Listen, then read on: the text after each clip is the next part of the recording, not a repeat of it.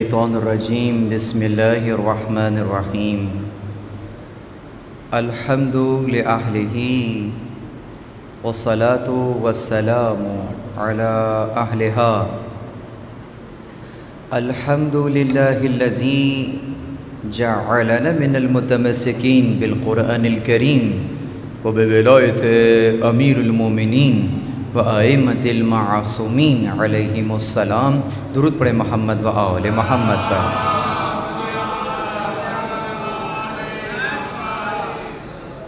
اما بعد، قال اللہ سبحانہ وتعالی فی محکم کتابہ المجید وفرقان الحمید، بسم اللہ الرحمن الرحیم۔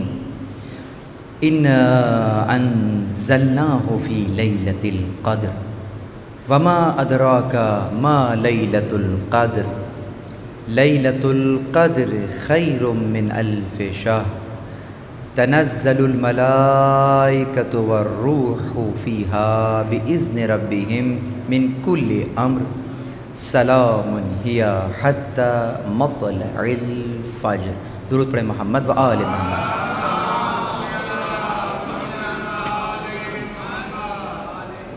تمام تر تعریفیں خدائے وحدہ لا شریک کے لیے، درود اور سلام محمد اور اہل بیت محمد علیہ السلام کی ذوات مقدسہ پر۔ حمد ہے اس خدا کی کہ جس نے ہمیں اور آپ کو قرآن کریم، ولایت امیر المؤمنین اور دیگر ائمہ علیہم السلام کی ولایت سے متمسک کیا۔ پروردگار عالم کا لطف ہے، احسان ہے، توفیق ہے کہ اس نے ہمیں یہ ایک اور روزہ آج کا عنایت فرمایا، اور یقیناً اس ماہ مبارک سیام میں ہم اور آپ پروردگار عالم کے بچھائے ہوئے اس دسترخوان سے وہ نعمتیں حاصل کر رہے ہیں کہ جو ختم ہونے والی نعمتیں نہیں ہیں، باقی رہنے والی نعمت ہے۔ یہ وہی دسترخوان ہے کہ جسے ہم اور آپ قرآن کریم کے نام سے جانتے ہیں، کہ وہ قرآن وہ دسترخوان ہے جو پروردگار عالم نے اس ماہ مبارک میں بچھایا ہے۔ ہماری گفتگو شب قدر میں کیا پایا کہ عنوان سے جاری و ساری ہے، اور آج اس سلسلے کا یہ تیسرا درس ہے۔ انشاءاللہ ان 5 دروس میں ہم شب قدر میں کیا پایا ہے، شب قدر سے کیا مراد ہے، لیلۃ القدر کیا ہے، وما ادراک ما لیلۃ القدر، تمہیں کیا معلوم کہ لیلۃ القدر کیا ہے۔ اس کے بعد پروردگار عالم نے خود ہی احساس دلایا کہ لیلۃ القدر خیر من الف شہر، کہ لیلۃ القدر جو ہے وہ 1000 مہینے سے بہتر ہے۔ بہت توجہ، 1000 مہینے کون سے؟ 1000 مہینے وہ مہینے کہ جن میں شب قدر نہ ہو، یعنی اگر ترازو کے 2 پلڑے ہوں، اس میں ایک پلڑے میں آپ 1000 مہینے رکھ دیجئے جس میں شب قدر نہ ہو، اور دوسری طرف آپ فقط ایک رات رکھ دیجئے جو شب قدر ہے، تو یوں نہیں ہے کہ پلڑے برابر ہو جائیں گے، اس لیے کہ پروردگار کہہ رہا خیر من الف شہر، ان سے بھی بہتر ہے۔ اب کتنا بہتر ہے اس کا ادراک آپ اور ہم تو نہیں کر سکتے، لیکن اتنا طے ہے کہ 1000 مہینے ایک طرف رکھ دیجئے اور فقط ایک رات یہاں رکھ دیجئے تو لیلۃ القدر کا پلڑا پھر بھی بھاری رہے گا۔ اب سوال یہ پیدا ہوتا ہے کہ یہ کس لیے بھاری ہے، کیا خصوصیت ہے لیلۃ القدر میں؟ تو آئیے اپنی توجہات کو ذرا اس طرف مبذول کرتے ہیں۔ ہم اور آپ اس جہان اسفل میں یقیناً سالک ہیں۔ آسان کر کے بیان کروں، اسفل یعنی پست عالم، اسفل السافلین سے ہی اسفل ہے، تو یہ عالم پست ہے، بہت چھوٹا عالم ہے۔ کل مجھے ایک مومن نے یہ کہا کہ آپ کے الفاظ بہت گاڑے ہوتے ہیں، تو اس کو تھوڑا سا آسان کر کے کریں، تو یوں کہہ لیجئے کہ جس طرح پست تو بہت آسان سا لفظ ہے نا، بہت ہی چھوٹی چیز ہے، بہت چھوٹے عالم میں موجود ہیں، مطلب اس قدر چھوٹا عالم ہے کہ اگر اس کی لگژریز کے اوپر بھی نظر کریں تو وہ لگژریز جس کو ہم کہتے ہیں کیا کہنے، اس پہ بھی اگر نظر کریں تو پھر پتہ چلتا ہے کہ جہاں آپ کیا کہہ رہے ہیں، ذرا اس کی حقیقت پر غور کرو تو پتہ چلے گا کہ کس قدر پست شے ہے جسے ہم یہاں دنیا کی لگژریز کے طور پر جانتے ہیں۔ سب سے میٹھی غذا، سب سے اچھی غذا شہد ہے، ایسا ہی ہے، اور سب سے اچھا لباس پہننے کے لیے ریشم ہے، اور سب سے اچھی خوشبو جو مشہور ہے دنیا میں وہ عنبر اور مشک، ایسا ہی ہے نا۔ اب آپ ذرا ان کی حقیقت پر دیکھ لیجئے، یہ دنیا کی لگژریز ہیں، بادشاہان وقت ریشمی لباس اور جناب مشک اور عنبر کی خوشبوئیں، اور اس کے بعد جناب شہد۔ خدا نخواستہ نعمت کی کوئی ہم بے قدری نہیں کر رہے، لیکن بیان کر رہے ہیں کہ ذرا حقیقت پر نظر کریں کہ جسے آپ لگژریز کہہ رہے ہیں ان کی اصل کیا ہے۔ وہ جسے آپ شہد کے نام سے جانتے ہیں وہ ایک مکھی کی قے ہے اس دنیا میں، اور وہ جسے آپ ریشم کہہ رہے تھے وہ ریشم بھی ایک کیڑے کا لعاب دہن ہے جس کو وہ اپنے منہ سے باہر نکالتا ہے، اور پھر آہستہ آہستہ وہ تار بنتا ہے جس سے آپ ریشم حاصل کرتے ہیں۔ تو یہ مکھی کی قے قرار پایا، وہ ایک کیڑے کا لعاب قرار پایا، اور جسے آپ مشک کہہ رہے تھے وہ ایک مادہ ہے جو کہ ہرن کی ناف میں، ایک جانور کی ناف میں پایا جاتا، اور وہ جسے آپ عنبر کہہ رہے ہیں، اللہ اکبر، جائیے جا کے ذرا ریسرچ کیجئے گا کہ عنبر آتا کہاں سے ہے۔ وہاں سے آتا ہے کہ میں کھل کر ممبر پر بیان نہیں کر سکتا کہ ویل مچھلی سمندر میں جہاں ہزاروں کی تعداد میں مچھلیاں کھا جاتی ہے، وہاں ایک ایسی مچھلی کھاتی ہے کہ جس کو کھانے کے بعد اس کا نظام ہضم خراب ہو جاتا ہے، اور جب نظام ہضم خراب ہو جاتا ہے تو پھر وہ بڑی وافر مقدار میں جو چیز خارج کرتی ہے وہ جھاگ بن کے اس طریقے سے سمندر کی سطح پر نمودار ہو جاتا ہے۔ وہ خارج ہوا مادہ سمجھ گئے کہ وہ کیا تھا، اسی کو جمع کر کے وہاں سے عنبر بنایا جاتا ہے۔ یہ ہے دنیا کی لگژریز جسے ہم کہہ رہے تھے کہ جناب دنیا ہے، تو یہ پست عالم ہے، یہ اسفل عالم ہے، وہ معنی، وہ بالا، وہ خالص عالم ہے۔ تو ہم سب کے سب مسافر ہیں، اپنا سفر طے کر رہے ہیں اس عالم اسفل میں، لیکن اس عالم اسفل کے لیے نہیں ہیں خدا کے لیے، یہ بات طے ہے۔ اسی لیے ایک ایک فعل انجام دے رہے، نیت یہی ہے، قربتاً اللہ، قربتاً۔ یہاں پر بیان کرنا ضروری سمجھتا ہوں کہ کل پرسوں بھی ایک جگہ ایسا محسوس ہوا، ایک جگہ گئے، یہاں نہیں کہیں اور، تو وہاں پر جب ایک صاحب نیت کر رہے تھے تو وہ کہہ رہے تھے قربتاً الا اللہ، تو اللہ کے سوا سب سے قریب ہونے کے لیے، یہ مطلب ہو گیا اس کا، الا اللہ، الا اللہ نہیں الا اللہ، تو قربتاً الا اللہ، یہی نیت ہوتی ہے نا سب کی۔ تو خدا سے قریب ہونے کے لیے یعنی کیا؟ یعنی میں جو کام کر رہا ہوں اس لیے کہ خدا سے قریب ہو جاؤں، خدا سے نزدیک ہو جاؤں۔ یعنی خدا کسی کرسی پر تو بیٹھا ہوا نہیں ہے کہ میں تھوڑا سا کھسک کر اور خدا کے قریب ہو جاؤں یا اور خدا کے قریب ہو جاؤں، اس انداز کی قربت تو خدا کی قربت نہیں ہے۔ یعنی قربت خدا کیا معنی؟ خدا کی قربت یعنی خدا کی رحمت خاصہ میرے شامل حال ہو جائے، خدا کی اور رحمت میرے شامل حال ہو جائے، خدا مجھ سے اور جو ہے وہ راضی اور خوشنود ہو جائے۔ تو بس یہ جو رحمت خدا سے قربت ہے، قریب ہے، یہی خدا کی قربت ہے، لطف ہے، اور ہم خدا کی اس رحمت کی طرف شاداب چہروں سے یقیناً دیکھ رہے ہیں۔ بس عزیزو، اگر یہاں تک میرے ساتھ آ گئے ہیں تو یہ جو سفر آپ کا شروع ہے، کب سے کہاں تک، یعنی خدا تک پہنچنے کا جو سفر آپ کر رہے ہیں، اس عالم اسفل میں آہستہ آہستہ یہ سفر طے ہو رہا، چاہے دن ہو چاہے رات ہو، خدا کی طرف بڑھنے کا سفر جاری و ساری ہے۔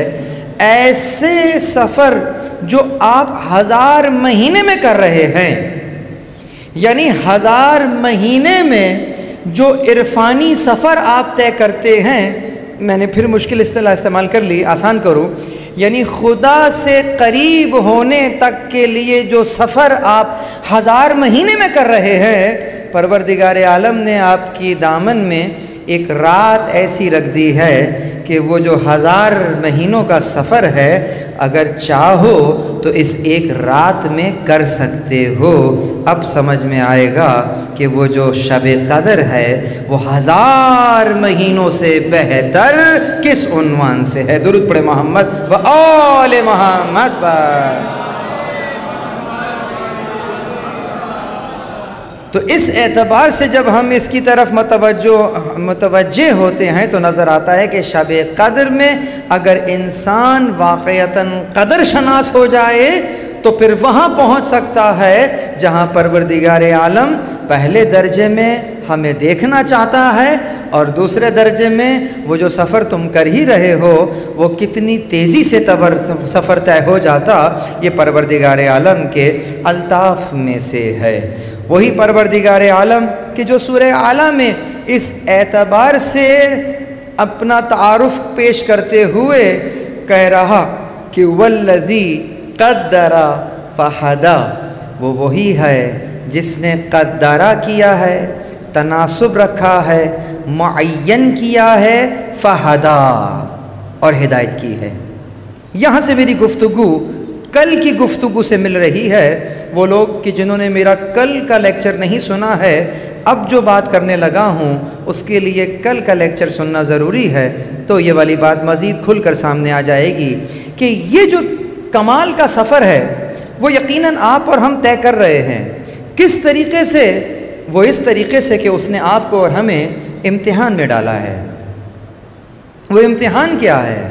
وہ امتحان یعنی اس عالم میں ہم امتحانات پر امتحان دیے چلے جا رہے ہیں، اور ہر امتحان کے بعد جو نتیجہ آتا ہے کامیابی کی صورت میں، تو وہ اصلاً کامیابی کی صورت میں فقط اور فقط نتیجہ نہیں ہے بلکہ اگلے درجے کے اندر جانے کا پروانہ بھی ہے۔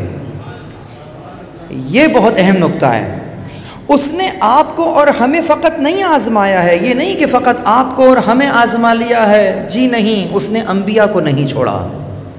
اس عالم میں کیا کوئی پست مخلوق، کیا کوئی بالا اور اعلیٰ مخلوق، اس نے سب کو آزمایا ہے۔ اس نے حضرت سلیمان کو آزمایا۔ پورا واقعہ آپ کے ذہن میں ہے، سورہ نمل آیت کا نشان 40۔ جب حضرت سلیمان کے سامنے وہ تخت بلقیس آ گیا تو برجستہ حضرت سلیمان کی زبان اطہر سے جو جملہ ادا ہوا، آپ اس جملے کے حافظ ہیں۔ کیا کہا آپ نے؟ ھذا من فضل ربی، یہ میرے پروردگار کا فضل ہے، لیبلونی، تاکہ مجھے آزمائے، اشکر ام اکفر، کہ میں شکر کرتا ہوں یا کفران نعمت کر دیتا ہوں۔ یہ ہے وہ امتحان کہ پروردگار عالم نعمتوں پر نعمتیں دیے جا رہا، دیکھنا یہ ہے کہ شکران کرتے ہو، شکر نعمت کرتے ہو یا کفران نعمت کر دیتے ہو۔ یہ نبی کہہ رہے ہیں۔ اس نے ابراہیم کو آزمایا، وَإِذَ ابْتَلَىٰ إِبْرَاهِيمَ رَبَّهُ بِكَلِمَاتٍ فَأَتَمَّهُنَّ فَقَالَ إِنِّي جَاعِلُكَ لِلنَّاسِ إِمَامًا۔ حضرت ابراہیم کو چند کلمات کے ذریعے سے، کچھ احکامات کے ذریعے سے امتحان لیا، تو وہاں حضرت سلیمان کا امتحان ہو رہا، یہاں حضرت ابراہیم کا امتحان ہو رہا۔ کیسا کیسا امتحان نہ ہوا۔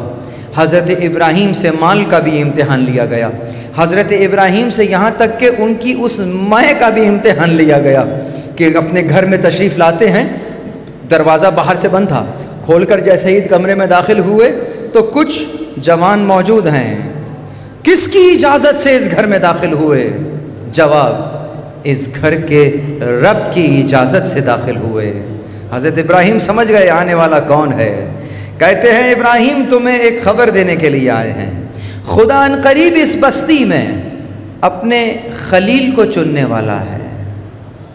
حضرت ابراہیم کی بستی کون سی ہے؟ بت پرست ہیں، مشرک ہیں، حضرت ابراہیم کی بات نہیں سنتے ہیں. ان لوگوں میں کہہ رہا ہے اس بستی میں ایک خلیل کو چنے گا. حضرت ابراہیم پلٹ کر یہ نہیں کہتے کہ اتنی دیر میں آئے ہو مجھے چننے کے لیے، بلکہ کہتے ہیں مجھے اس کا نام بتلاؤ تاکہ میں اپنے آئندہ کی عمر اس کی خدمت میں گزار دوں. امتحان ابراہیم ہے. اپنی مائیں کی نفی، خود کی نفی کرنا، خود کو پس سمجھنا حضرت ابراہیم کا امتحان ہے. منجنیق میں گھمایا جا رہا ہے، ابھی پھینکنے ہی والے آئے. جان بچانا تو واجب ہے، اور فرشتہ آ کر پوچھے کہ کوئی خواہش ہے. امتحان شروع ہو چکا ہے. کہہ دیں ہاں بچا لو مجھے، کہہ سکتے ہیں، اور پرابلم بھی نہیں ہے. جان بچانا ضروری بھی ہے، کہہ دینا کوئی غلط بات بھی نہیں ہے. لیکن یہی تو امتحان ہے. دیکھنا یہی ہے نا کہ کیا کرتے ہو، کیا کہتے ہو. ہاں ہے خواہش، تم سے نہیں ہے، جس سے ہے وہ جانتا ہے. ہو گئے ابراہیم. یہی دیکھنا ہے کہ اچھا کام کر رہے ہو یا بہت اچھا کام کر رہے ہو. اسی عنوان سے اس نے آپ کو اور مجھے آزمایا کہ لِيَبْلُوَكُمْ أَيُّكُمْ أَحْسَنُ عَمَلًا. ہم دیکھنا چاہتے ہیں تم سب کو آزما کے سب سے اچھا عمل کون کرتا ہے. ممکن ہے ابراہیم کہتے کہ ہاں تم مجھے بچا لو، اچھا عمل تھا، لیکن سب سے اچھا عمل نہیں تھا. آزمایا. تو گویا اس دنیا میں آپ اور ہم کیا کر رہے ہیں؟ امتحان دے رہے ہیں. اور امتحان کے نتیجے میں جب پاس ہوتے ہیں تو کیا ہوتا ہے؟ درجات کی بلندی ہوتی ہے. یہ درجات کی بلندی یقیناً آپ کو اور ہمیں اس دنیا میں امتحان دے کر مل رہی ہے. بس کیسے امتحان ہو رہا ہے اس نے آپ کے اور میرے لیے، یہاں سے میری گفتگو کل کی گفتگو سے مل رہی ہے کہ کل تک ہم نے کہا تھا کہ اس کائنات کے اندر قوانین ہیں، اور قوانین جو ہیں وہ ذرے ذرے پر نافذ ہیں. یقیناً میرے اندر بھی قانون نافذ ہے. جب اگر کوئی شخص زہر کو پی لے تو زہر یہ نہیں دیکھتا کہ مجھے مومن نے پیا ہے یا کافر نے پیا ہے یا امام معصوم نے پیا ہے. زہر نے تو اپنا کام کرنا ہے جو اللہ نے اس کے اندر ودیت فرمایا ہے. زہر کا اپنا کام ہے، اس باڈی کا اپنا کام ہے. یہ اپنے طور پر اس زہر کو اس انداز سے جذب کرے گی، اور جو اثرات زہر کے مرتب ہونے ہیں وہ چاہے مومن کی جسم ہو، چاہے کافر کا جسم ہو، چاہے امام معصوم کا جسم ہو، اس پر وہ اثرات مرتب ہوں گے. جو تکلیف ایک مومن کو ہوگی وہی ایک کافر کو ہوگی، وہی امام معصوم کو ہوگی. اس لیے کہ یہ طبعی قوانین ہیں، پروردگار نے سب پر نافذ کیے ہوئے ہیں. لیکن عزیزوں، وہ جو دوسرا قانون ہے وہ چاہتا ہے، کل میں نے نام نہیں لیا تھا، قانون بتا دیا تھا، وہ قانون تشریعی ہے. وہ چاہتا ہے کہ یہ جو تشریعی قانون ہے، جو شرع کا قانون ہے، اس پر تم اپنی مرضی سے عمل کرو. وہ دیکھنا چاہتا ہے کہ تمہارا اس قانون سے کتنا تعلق ہے اور کس انداز کا تعلق ہے. رمضان آ گیا، ہم مسجدوں میں آ رہے ہیں. میں اپنے لیے بات کر رہا ہوں، آپ کے لیے نہیں کہہ رہا. یقیناً میں بھی تو مسجد میں رمضان میں ہی آ کے درس دے رہا ہوں نا. تو بھیا رمضان آ گیا ہے، دروس کے سلسلے جاری و ساری ہو چکے ہیں اور مسجدیں بھر چکی ہیں. بہترین، یہاں نہیں کسی بھی محلے میں جائیے، مسجدوں میں بہت ٹھیک ٹھاک رش ہے. شب قدر آ گئی تو اور رش ہو گیا ہے، اور جناب ایک دم سے دعاؤں کا سلسلہ شروع ہو گیا، یہ ہو گیا وہ ہو گیا. لیکن جیسے ہی وہ رمضان چلا گیا، اب کیا ہوا؟ کیا پروردگار اب وہ پروردگار نہیں رہا؟ یا نمازیں اب وہ نمازیں نہیں رہیں؟ یا قرآن اب چھٹی ہو گئی ہے، اب اگلے سال دوبارہ سے آئے گا کسی پیر کی طرح کہ وہ اپنا چہرہ دکھاتا ہے 1 مہینے کے لیے اور پھر سو جاتا ہے 11 مہینے کے لیے؟ کیا ایسا کوئی کام ہو گیا ہے؟ اگر ایسا کوئی کام ہو گیا ہے تو سمجھیے گا. اب یہاں پر اصول دے رہا ہوں، میرے پاس 5 منٹ ہیں. یاد رکھیے گا، دین مشغولیات کا نام نہیں ہے، دین معمولات کا نام ہے. یہی امتحان ہے. امتحان یہ ہے کہ پروردگار عالم نے جو تمہیں وہ قانون دیا ہے، پروردگار عالم نے جو نعمتیں اتاری ہیں خاص جس انداز سے ہم اس وقت عبادات میں مشغول ہیں، یہ ہمارا، میں کہہ بھی رہا ہوں عبادات میں مشغول ہیں، کیا واقعتاً یہ میری مشغولیت ہے یا میرا معمول ہے؟ مشغولیت اور ہے، معمول اور ہے۔ مشغول ہونا یہ ہوتا ہے کہ کوئی شے، کوئی زمانہ آیا ہے اور جس طریقے سے اچانک ہم نے دیکھا عید آ رہی ہے تو وہ ایک انداز کی شاپنگ شروع ہو چکی ہے، کوئی تہوار آ گیا ہے اس کو تہوار کی طرح منایا جا رہا ہے، اور جب وقت ختم ہو جائے گا تو وہ سارے امور ختم ہو جائیں گے اور پھر اگلے سال دوبارہ سے استعمال ہونا شروع ہوں گے۔